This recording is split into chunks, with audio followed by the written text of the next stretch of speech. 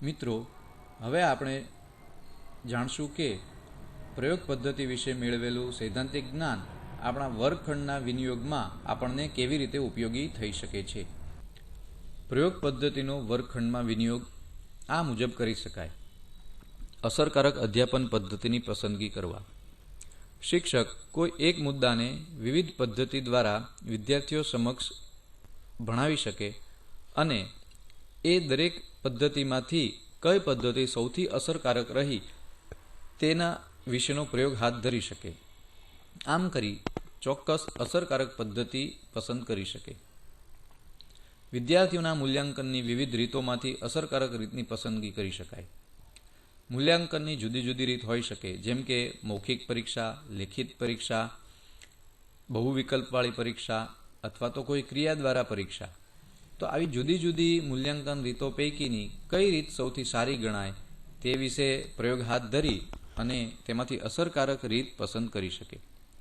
શિક્ષકના વર્તનની અસર વિદ્યાર્થીઓના વર્તન પર તપાસવા. આપણે એવું કહીએ છીએ કે શિક્ષક છે એ વિદ્યાર્થી માટે મોડલરૂપ વ્યક્તિ છે. તો શું ખરેખર શિક્ષકના વર્તનોની અસર વિદ્યાર્થીના વર્તન પર આવે છે? તો શિક્ષક પોતે આ બાબત પ્રયોગ હાથ ધરી તપાસી શકે છે. ઉપચારાત્મક કાર્યની અસરકારકતા જાણવા. શિક્ષક નિદાનાત્મક કસોટી દ્વારા જાણે છે કે કેટલાક વિદ્યાર્થીઓ કેટલાક મુદ્દામાં કાચા છે, તો એના માટે કોઈ એક ઉપચારાત્મક કાર્યની રચના કરે છે.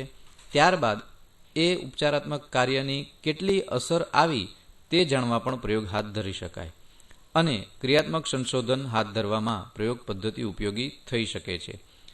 ઘણા બધા એવા મુદ્દાઓ હોય છે કે જેના પર ક્રિયાત્મક સંશોધન હાથ ધરાતું હોય, ત્યારે ક્રિયાત્મક સંશોધનમાં મોટા ભાગે પ્રયોગ પદ્ધતિ છે એ ઉપયોગમાં આવતી હોય છે. જેમ કે કોઈ વિદ્યાર્થી જોડણી ખોટી લખી રહ્યા છે, તો એના ઉપચારાત્મક કાર્ય કરવા માટે શિક્ષક પ્રયોગ હાથ ધરે, એ જ રીતે એ જ બાબતને ક્રિયાત્મક સંશોધનમાં પણ કરી શકાય છે. તો મિત્રો, પ્રયોગ પદ્ધતિ વિશે પ્રાપ્ત સૈદ્ધાંતિક જ્ઞાનનો ઉપયોગ આ રીતે કરી આપણે આપણા વર્ગખંડ સુધી તેને લઈ જઈ શકીએ છીએ.